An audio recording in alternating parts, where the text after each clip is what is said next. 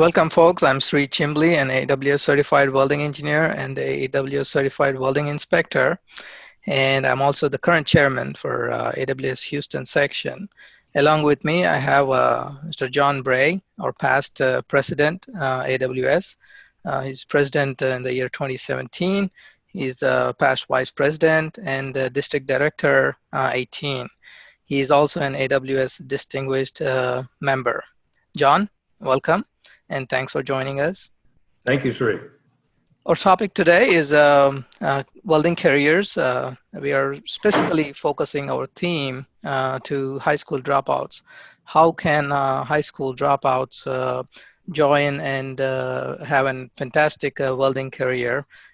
So John will be discussing his experiences in both his personal life and also his experiences with being the president of AWS and his welding career in general.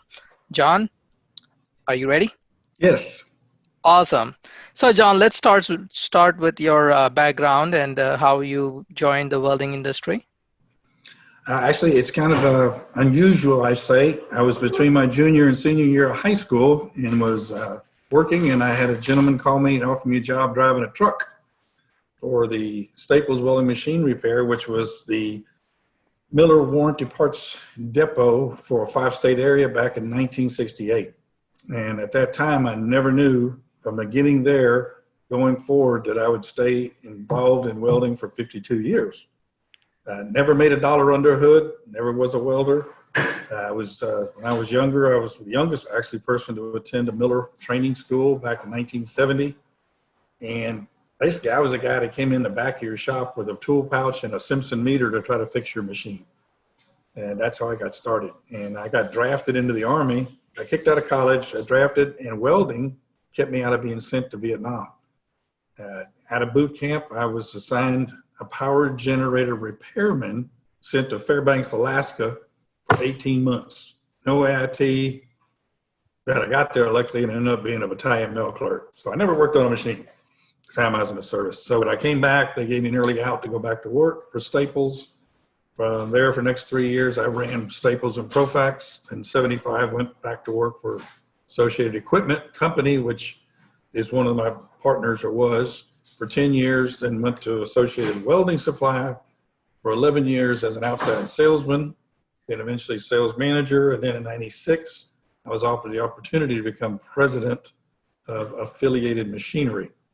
And there I've been ever since. In 13, I bought my partners out and struggling on my own ever since. So that kind of gives you a synopsis of, people don't understand. I said, well, you were never a welder. I said, never made a dollar under a hood. But I was the guy, usually I got 2 phone calls before we started today asking what type of machines and I could help a distributor. So that's mainly what we do now. Being a used equipment dealer is a very vast. We sell, we rent, and we buy, and that's all we do. So if that's kind of a quick synopsis of where I came from, I was very blessed this past year in Chicago. I received a counselor award for AWS, and the biggest thing when they called me up front was the gentleman who was the president, one of the presidents at Lincoln, he said, this is the only guy I'm going to get this counselor to that's never been a welder. And the whole room kind of looked, and I was like, man. After I got up and I said, look, I can sell you a machine if you need to buy some. So yeah, I was very blessed. We need to have machines too, right? It is very important to have machines. Yeah, if you don't have a machine, you can't do any welding. Correct. Excellent. So from welding sales machine to being a entrepreneur and a business owner. So how is business owning like? It's a great question. I'm probably not a very good example of it because I never had any great desire to grow and be big like some of my friends in the industry in the used equipment market all over the United States. There's a network of about 10 of us, and I'm probably the smallest. One of the largest is right here in Houston, Texas, as a matter of fact. And so I wanted to just stay small, take care of who I had, and that was it. But this is a great question I get asked all the time. What, young people will come to me and say, look, you can do a whole lot. Where do I get started? And to begin a career. And a lot of the times I say, well, if you can go to a college in respect to be able to get a scholarship and apply at AWS Houston Section or AWS Foundation is a great opportunity to help funding. Funding is the biggest thing. I mean, in today's market, no one's going to hire you without some type of background. Even a gentleman, I just spoke to him this morning in 2018, Dakota Stockman out of Lufkin, Texas, won the Skills USA National Welding Contest. First Texan to win that national contest. And since then, he was only just turning 18. Today, he's a CWI. He's a lead welding foreman in Formosa Plastics for a company that he actually met the gentleman last year at Skills USA. The man's only 19, he'll be 20 this month. So his career just blossomed.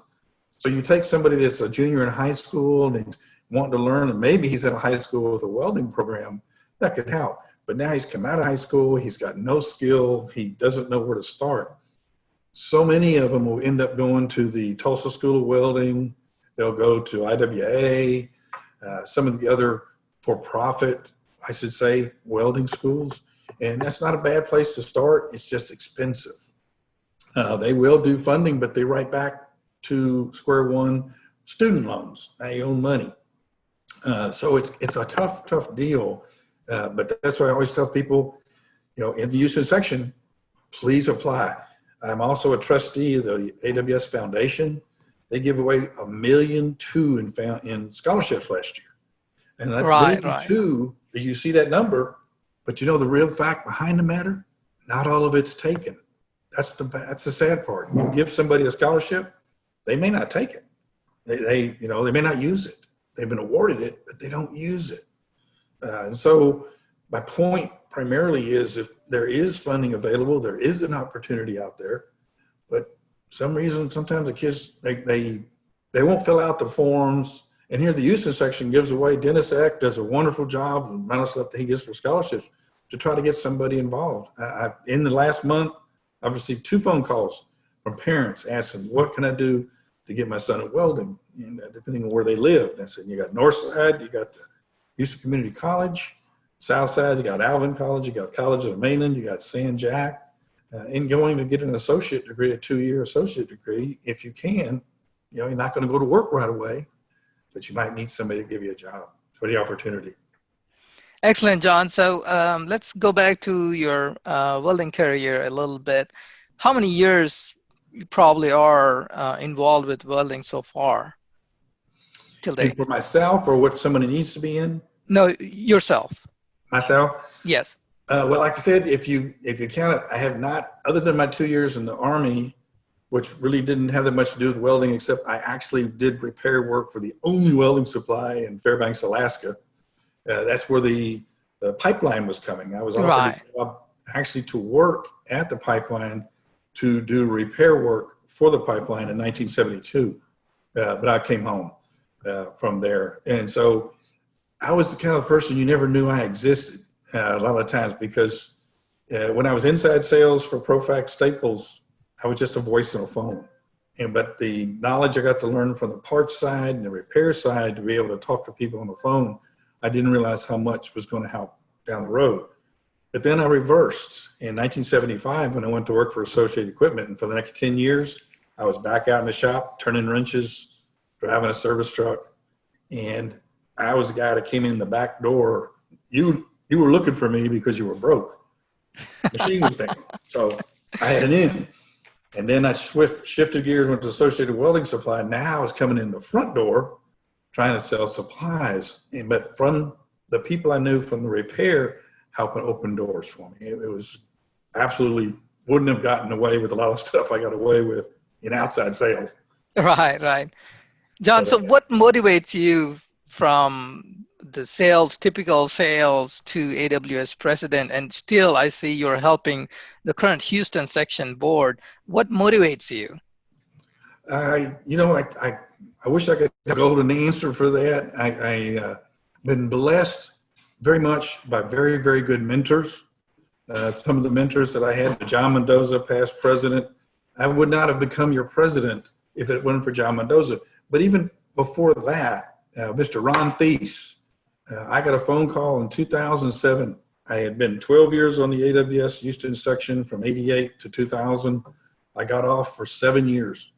Didn't do anything at all with the section other than past chairman night, free lunch.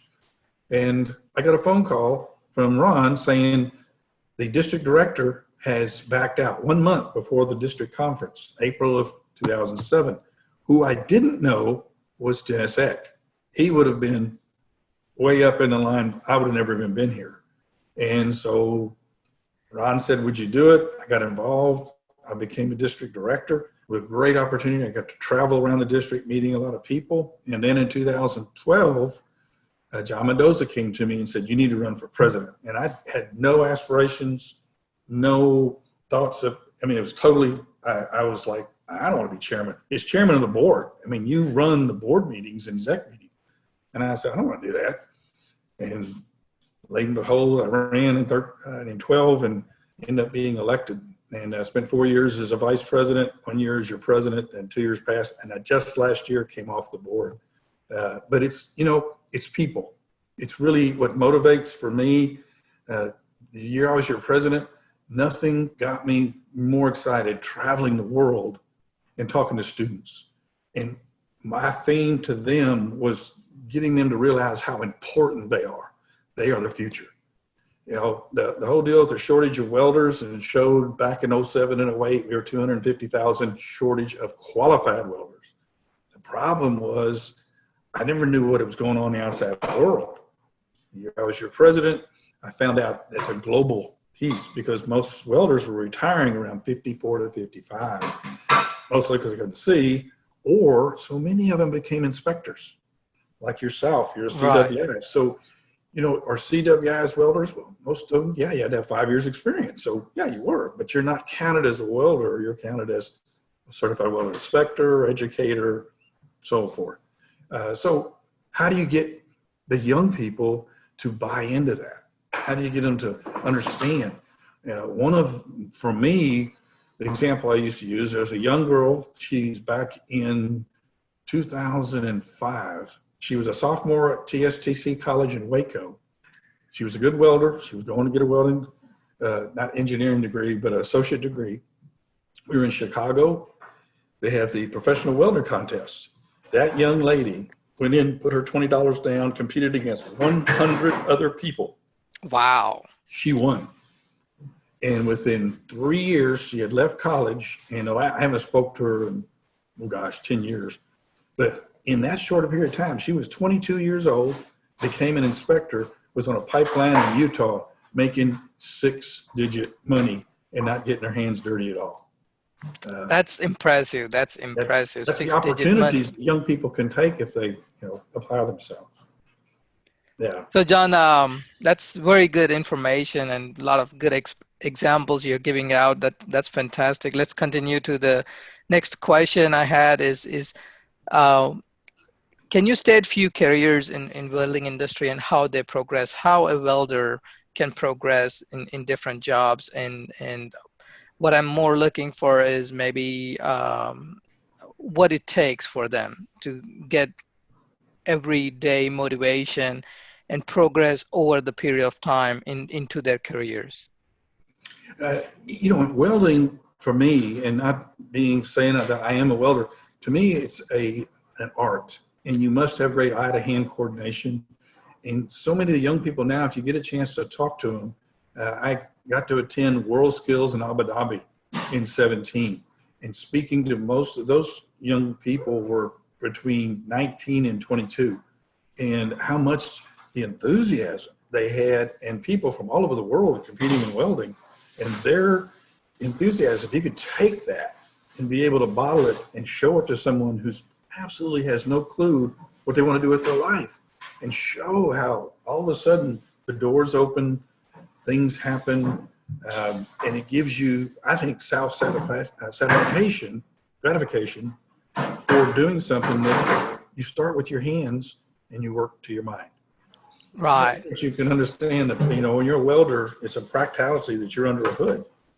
But as you progress and apply yourself, all of a sudden you're the guy now making decisions or inspecting or managing or becoming a supervisor. So the great thing about welding to me is, like I tell people, I never did any welding, but I got the opportunity. And the building I'm in right now, baby, is the same building I worked in when I was in high school. Oh, wow. I didn't go very far. So you never know the opportunities. It's all in what you want to apply yourself. And so many people think, well, I'm going to go and I'm not going to pick on Tulsa. I used to be on their advisory board, but Tulsa School of Welding, you go there for 5 weeks, 5 weeks, 3 days. That's their first semester. Right. When they come out of there, they have a lot of experience in welding as so far as just sheet metal arc welding. And then they go to apply for a job and they don't make it. And they get very frustrated. And Tulsa is kind of sitting there going, well, you need to go to the next step and the next step, which is true. And I think it has to have a lot of perseverance, but you've got to have eye-to-hand coordination. If you don't have it, the fact that you enjoy it, otherwise it's hard. And it's really hard doing career days. You'll have parents who've done many, many career days. And you'll have a parent go, I want my son to go to college. And I said, trust me, understand. I came up through the 60s. That was the only way. If you didn't do that, forget it. Well, in today's market, the trades are more essential. You got guys with college degrees this long, but if you've got a trade, only that much, you can make a very successful living. But you've got to get them to buy into putting that time in, to be an apprentice, to be up and go through those, different electrician or a plumber. And Mark Rowe from Dirty Jobs, he was given an award by AWS for supporting welding. And he said, I'll accept the award for welding, but I don't want to say just welding.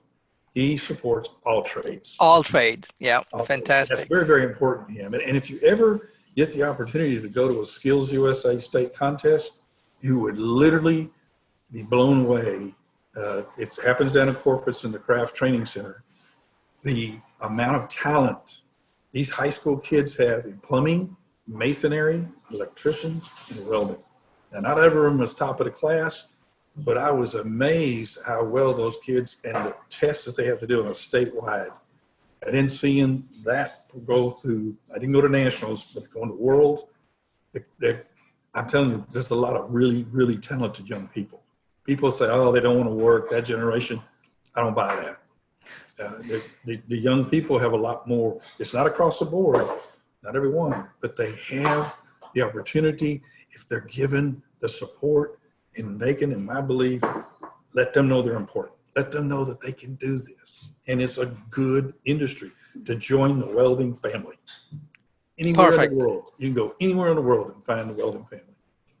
Perfect, John. Folks, for the younger folks, especially who are into video games, what John is emphasizing is the hand-to-eye coordination. That is very important. And video gaming is one industry which also is very much dependent on hand-to-eye coordination. So there will be excellent opportunities who have an enthusiasm in video gaming. They can also try into the welding part and see if they like it. Absolutely. That's good. Good point. John, just for the audience here, is there any minimum educational qualification required to be a welder? Really, no. In my opinion, it has to do with a lot of it with heart and determination and just the will to get across the 3 Ds are. It's been around since the 50s: dark, dirty, dangerous. And most parents are like, oh, we don't want our kids involved in that at all. So really, if you get them past that and realize that they can make a good education, a good living with that. Maybe you do know this is being recorded, don't you? I just saw that. Sorry. So it's getting them to understand it doesn't take someone, if you're going to move on like yourself and being an inspector and so forth, the math side of it and being able to read blueprints and so on and so forth. But you can start and you can build from there, and it gives you an opportunity that you're the only thing that's going to hold you back, really, in my opinion. Some of the young people I've been very blessed to talk to, they're enthusiastic about it. They're happy, but they want one major thing from us with the white hair, no hair, recognition. If they can just understand, and you're involved with the Boy Scout merit badge. You know, that whole idea, a lot of people don't realize, came from a district director in California. He's the guy that started it. Right, right.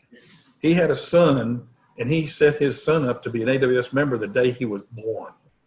He had his kids be a Boy Scout, and that's where it all came from. And Dave Landon kind of took it from there. But the point is, that's the second most popular badge. And so kids are, you know, they're fascinated by it. And you see it in the young people. So I don't think it's anything if you get somebody involved and get them in the right place, that somebody doesn't just come up and say, you're terrible, we don't want you. There is a place for you. You may start out as an attacker, you may start out just as a helper, you might, you have to put in you have to pay your dues for that. So young people, at this age, or most of them, if they're not top dog in 5 years, they're out of there. Right. What can happen in 5 years, you can become a certified welding inspector if you've been there for 5 years, or you can apply to take the test. You don't automatically win. So there's opportunities, but it's up to us to tell them that. It's up to us to That's correct. help them, to encourage that. Because every company, right now, there's a shortage of welders everywhere. I tell the career kids, I go to career days, first, second, third, and fourth grade, and tell them how the desk you're sitting in got welded. You ever drive down the street and see a sign that says doctors needed, welders needed? You see welders needed. So you're in need, always. So the demand is very high still, even in this market. I see the oil and gas is down, and other areas are down, but even in this market, are the welders are being able to find the work? With knowledge I have, if you leave or get a chance to read the AWS forum every day, you see in there was just this morning of some people talking about there's people laying people off and oil and gas. If you're in the Gulf Coast area, in that respect, yes, there is a downturn, but remember that one important adjective. They're still looking for qualified welders, still. And there's still projects going on. Because I have people ordering welding machines from Yuma, Arizona to Mobile, Alabama. Then you'll see the amount of auctions going on and people going out of business. There's still a core that has to build equipment. So Definitely. I would still say that you may get doors shut, but there's something about it. You become a welder, nobody can ever take that away from you. You always will have that trade. You'll always have that experience. And it's just, you're not going to be the lead guy. You got to start somewhere. But make them encouraged to that. So John, for those who don't know, I think the video we're doing today is more into the people getting into the welding careers. So let's explain a little bit about qualified welders. Good point. The adjective saying qualified welders. Take, for instance, if when you were hypothetical 16 years old and you want to get your driver's license, and you went to driver's ed, you took their test, their course, whatever, then when you went to take your test to get your license and you showed them driver's ed, you kind of moved ahead. You were that qualified driver. You walked in there with no experience or anything, and you had to take the test. You hadn't been helped in any way. You kind of didn't really know what was going on. You got behind the wheel and had experience. Where the person that had driver's ed, most of the time, they had the edge. They were qualified. So you look over here, and you have the big boys, the shipyards, the Fleurs of the world. You can have a degree in welding. You can have all type of attributes and certificates, but till you go to work for them, you got to take their test. So once you take that test and you pass them, like that driving test, you're in. And so that qualified, where the guy comes in and goes, yes, I'm a welder. You see, some people, they'll go in, and it was just happened a couple of years ago. Here, GE Electric tested 300 welders. Wow. They hired two because they were turbine blade welders. And that took a lot of experience and talent. But out of that 300, what they didn't tell you is they hired about 30 of them to be tackers, to be learning at a lower entrance level into welding. They weren't that lead guy fixing that multi-million-dollar rotor, for that out of a turbine. So there's that qualified, same thing as that driver's ed, same thing, or coming back. If you go to work for Fleur, or you go to work for Kellogg or Brown and Root, and you say, well, you were a welder at Kellogg for 5 years, we're still going to test you. And that's one of the kind of mentalities of some of the old guard, like, I ain't going to get tested. The ego kind of comes out a little bit with their, I'm good enough to go right in. Maybe, maybe not. There's a really good example I like to use. There's a company over in Beaumont, Texas, Quality Welders. They do mostly all exotic metals, titaniums, Inconels. They will hire 4-year graduates right out of Lamar Tech, a 4-year graduate welding program. You know all they do the first year? Tack. They do not let them make a complete weld. All they do is tack to learn blueprint and to learn the capabilities without screwing up a $1,000 piece of steel. But they're very, very strong in helping the youth. And then they've got, really, to me, you can see the character in the company when someone's there 5 years, 10 years, they buy into their program and they support that company. Right.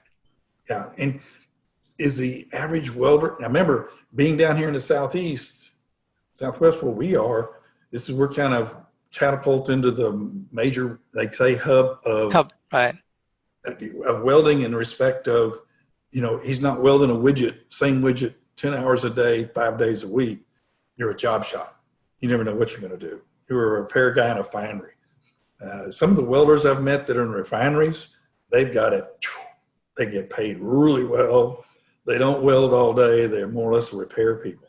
And they don't lay those guys, they don't lay those guys off. Those guys are always watched over because they're in demand. And it's extremely hard to find somebody. You bet. And to be able to do the qualifications, of course, drug tests, you have to take a simple test and so on and so forth. But it's still, you've got this big market here of welders, and then all of a sudden, these are the guys that are qualified. And so these guys over here want to know, how can I get into that qualified market?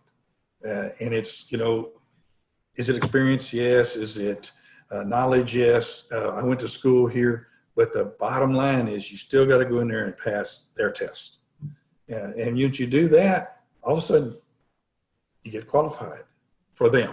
For them, right. Yeah. And that's where the art comes into the picture. And we strongly believe we in the welding world strongly believe welding is an art, and a weld cannot fail, because that is a weak link of the system.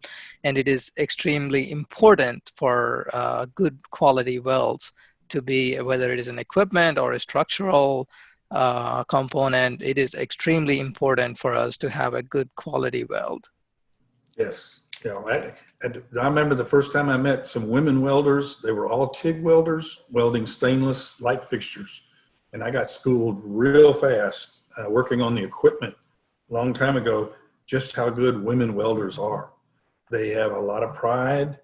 They have a lot of determination, and they want recognition when they do. And most of theirs, it's got to have the quality of the weld, but it's so much cosmetics. And they take great pride in that. There's a lot of ladies that are extremely good welders. If you saw this month's journal, did you get a chance to read about King Fabrication right here in Houston? Right here in Houston, yep. I've been to King Fabrication. It's a fantastic facility. Yeah, and all the ladies that were involved through the different levels of building that bridge for up at Colorado Springs was phenomenal. That's really a pretty neat article. Gives the women welding on one side, and also gives the position that they were in management also. So it's kind of you get to kind of a lot of, well, yeah, I know I can, but I don't really want to do that. Well, if you really don't want to do that, then, move on to something else. But if you pique some of your interest, if it gets you the idea, and you see so many of those young people, they'll come out and say, man, I like building something, using my hands, so on and so forth. It's not for everybody. But once it seems like you interview them and they say, wow, I never knew this, and the door opens and they move on. Right. Yeah. So John, in AWS, we always care about diversification. We welcome everybody, anybody, doesn't matter color, race, religion, sex, it doesn't matter. We always welcome everybody, and we want everybody to participate in the welding programs and the welding careers, and have have them own something in towards of the welding. And is AWS, how can AWS help, and how is it taking a key role, in your opinion, in making this happen? Well, it's one of the things, the life structure or skeleton of AWS to me is the sections. You have from the sections to the districts across the United States. So if you think about how many or stories you will hear, if you'll get a young person to come to a section meeting, maybe that's in a student chapter or not, but come to a section meeting, here they've graduated, they've got their piece of paper, they've got an associate degree, they have no job. So where are they going to go? They go jobs in welding on AWS website. Yeah, you can, but that's going to be a market about that big.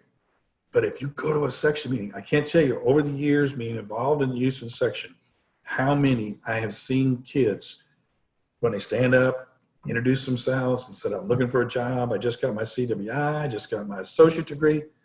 Guarantee you, most of them found someone that would at least interview them or open a door for them from a section meeting. And that's universal across the United States. So many of them say, how do I get more people at meetings? Go to the young people.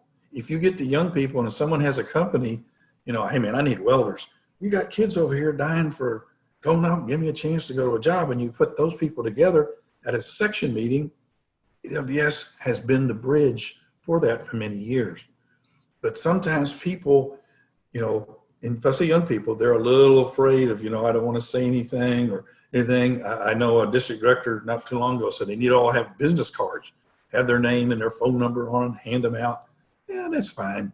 But if you just go and network, it's an amazing thing, because then you say, well, I need 4 welders. I got 3 friends. Get the Right. opportunity, and Houston, as big as it is, I grew up here.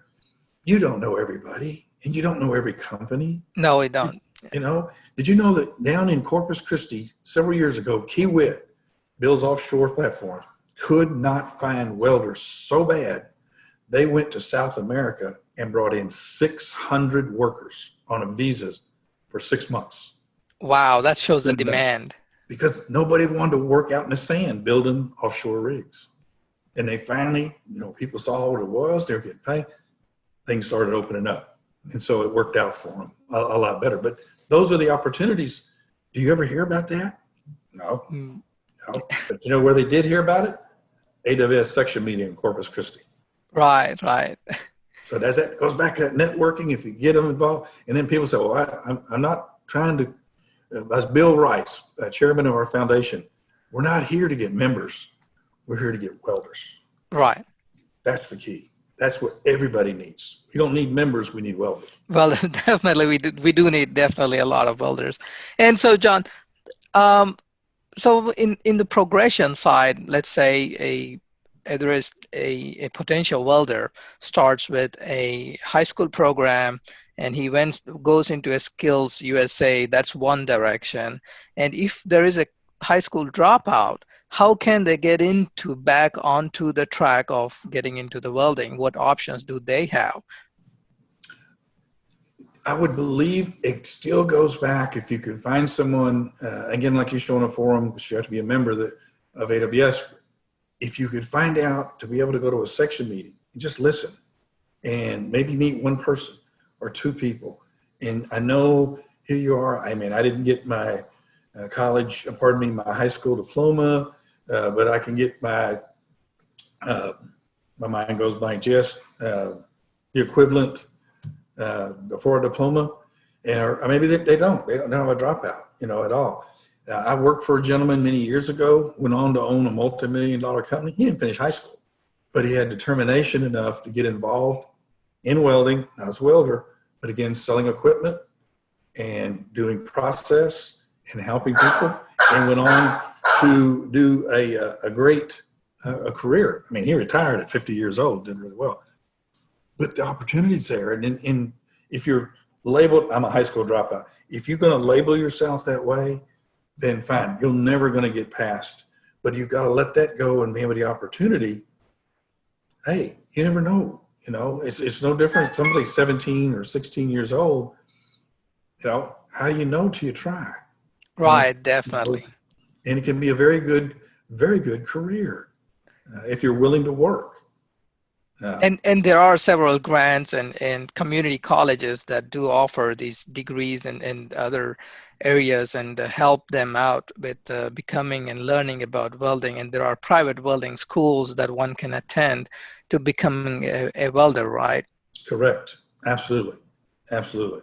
Yes, it's there. And so many times they complain because the kids won't fill it out, you know, Right. and everything they can, the portals and all this other stuff. Yeah. So it's there. It's available. Let's say a person completes the private schooling or however, he learns how to make a weld. He learns how to make a qualified weld. What is the typical salaries he will start with? Let's say if he gets a job as a tack welder, where does he start and how it progresses and what is the maximum income he can achieve over his career? Some companies, you know, you're not going to go down to the Houston Ship Channel and go to work for Shell being a tacker in that age. They're just not going to want you to spend the money on you. But you might go to a smaller fab shop saying they have experience and get hired in there. And honestly, you may not make more than $10 to $15 an hour, but if you have determination and skill, you won't stay there forever by any means. You know, as some of these guys, everybody has kind of an idea. I make this much, you make this much. Does this mean you're smarter? Yeah, maybe you got a better job than this guy did, but he's better than you, so on and so forth. So I think to me, a lot of it has to do with the younger generation now is making or having someone let them know to believe in themselves, number one. Right. And number two, to be able to know that, hey, I can go to school for this, you know. And like you said, you have the public schools, you have the community college, and you have what I call the welding schools for profit for that. So there's opportunities. Let's going back to that section and the scholarships. And there, you know, here's $1,000 and $5,000 to get you started. And it's that initial, you sit down, okay, you're gonna owe us $10,000. You know, I just want to learn how to weld. I didn't want to go into debt. And so, okay, well, let's apply for a grant. And you know, the Sense program for AWS was started by grant from the government 27 years ago. So the same way it got started, the same way the kids, if they apply themselves and get to the opportunity, but they sit there and go, what do I do? Well, I can't. That's why it's so important to me, the Houston, or not just Houston section, but section meetings. It still amazes me how many people don't have a clue about them. The section meeting is within 10 miles from them, but you know they don't realize the importance of it. Definitely. It is extremely important, John. I do agree for the younger folks who want to have a careers in there in the welding industry. Please attend your local sections meeting. You will find people like me. You'll find people like John Bray who are mentors, coaches, career guides to many aspiring incoming people for the welding industry. We will make sure we will put you to the right people and guide you to become successful in the welding industry. Yes. John, so you touched a little bit about Sense program. Can you elaborate a little bit on that? How or what's going on with that program? You know, the NCCCR and Sense kind of butt heads a lot, especially in our area. And I had to look up and so I can make sure that the Sense is schools excelling through national skills standards education. And it's not really a curriculum as much as a minimum of standards that you can go. Is it going to help? Well, Bill Rice, chairman of the foundation, is tying a lot of the monies that are available in grants and stuff to when a school applies for a grant, say $25,000 to help improve their program. A U.S. Sense program? No. Right. Okay. It kind of moves you over here. So it's a two-way street. The Sense, in my experience, has never been a strong suit because again, in our backyard, NCCDR is more because of national construction is more recognized. Right. Their curriculum, I think, is easier to follow for that. And so their schools right here, their school down towards Victoria, they do both. And so do they feel like this one's better than the other? Does this one open more doors? They get a card, NCCR trained, Sense trained. Does that card open doors? Somewhat. But you go to other areas in like North Carolina, South Carolina, in those areas, it's very prevalent. It's very strong. Very strong. Yeah, it's funny how it's regional. Think about the job market in Houston, Texas, and think about the job market in Roanoke, West Virginia. It's about that big. We're here, it's this big. Yeah, so you can get experience. So I'll make you a helper. You're going to start sweeping floors, but you're exposed to it, and you get to see an opportunity. Yeah. So the touch on the sense, I've had a lot of people come at me and say, "Man, sense is terrible. We don't get anything out of sense. What does sense help us?" Well, this is why Bill was saying, "Okay, you want to apply for a $25,000 grant? Are you in the sense program?" So it kind of held them a little captive. We're going to support the people that support AWS in that respect, but it doesn't. A good enough program doesn't necessarily say you can't get a grant. I mean, that grant program, they were giving away $250,000 a year up until this year. This year is crippled between what they've lost. AWS has about $127 million. Oh, wow. A whole lot of money. And that money is in Vanguard. And last year, they lost $9 million. And think about, well, you got 127, but you lost $9 million. You lost about 8%. And this year, it's taken another big hit, but it's swinging back the other way. But a lot of that is monies that is for a rainy day. But what people got to realize, that scholarship money, grant money, all of that, that comes from the 5% that money generates. And that's why so many times people say AWS is just a money-grubbing organization. They don't care about the people. And you got to realize how much they give back. And they say, we got all that money in the bank. Well, they take what the money makes, a minimum 5%. And that's what they give back. It's there to help, to give so it back. it is continued for a lot of generations to come. And I think that is Absolutely. The motive behind it. Absolutely. It wasn't but just 20 years ago, AWS been that close to being bankrupt and gone because of management not doing what they did and the monies weren't handled correctly. And again, I give much credit to Mr. Ray Shook, came in 2001, and his tenure took the AWS from, I think they made $100,000. It was over like $100,000 and upwards to doing $40 million a year in gross sales, and being able to take and put that money upwards to 10 to 15% of that in reserves for a rainy day, for to help. Because AWS makes the codes and standards, as you're well aware. They certify other welders, certify engineers, and things. If that money goes away, who's going to certify you? Who's going to update those codes and standards every year? So if you joke that away and it's gone, what happens? We tumble, backwards.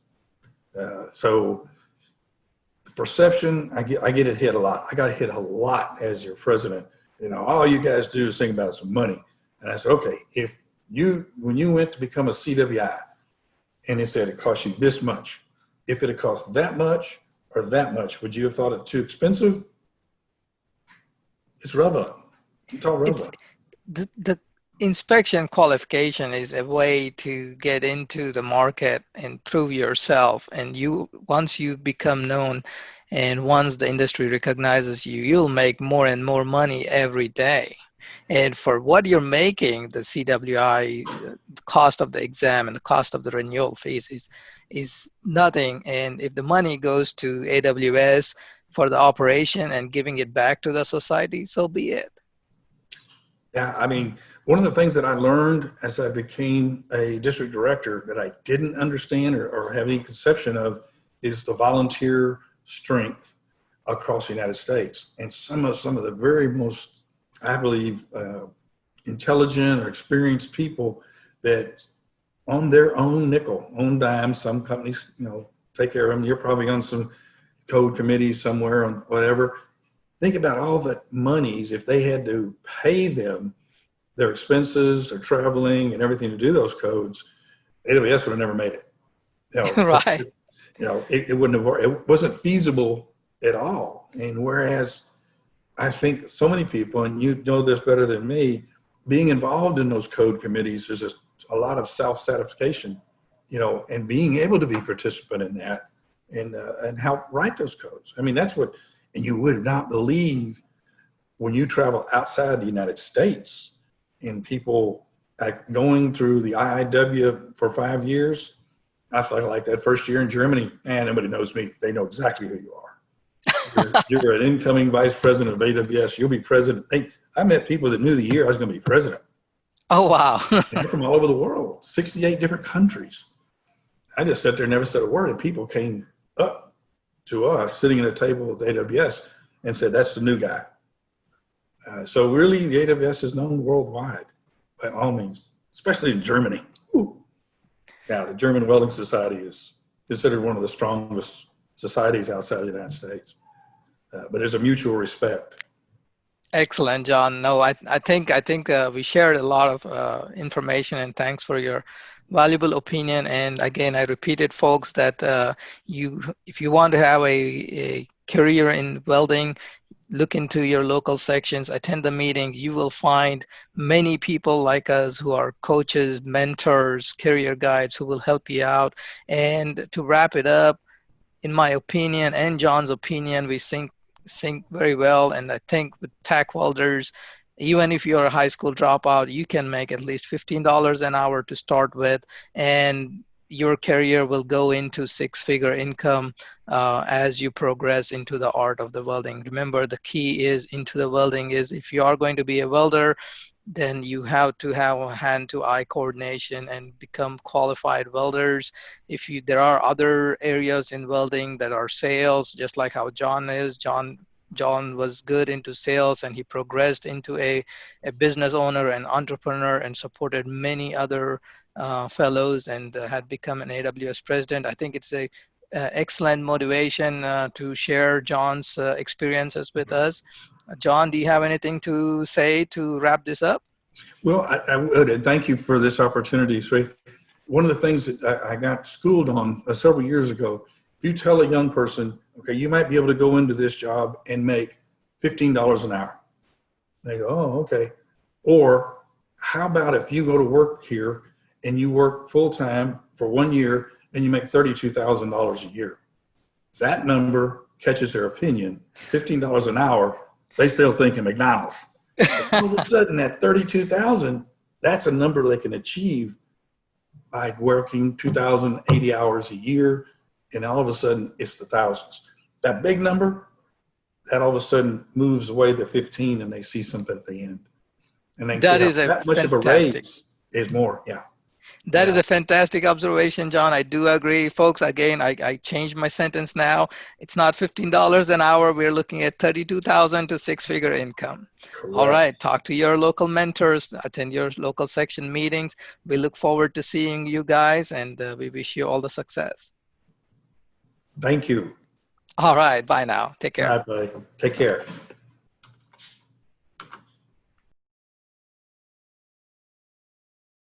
Thank you so much for watching. Subscribe to Easy Peasy for more videos, and please share. We love you, Easy Peasy.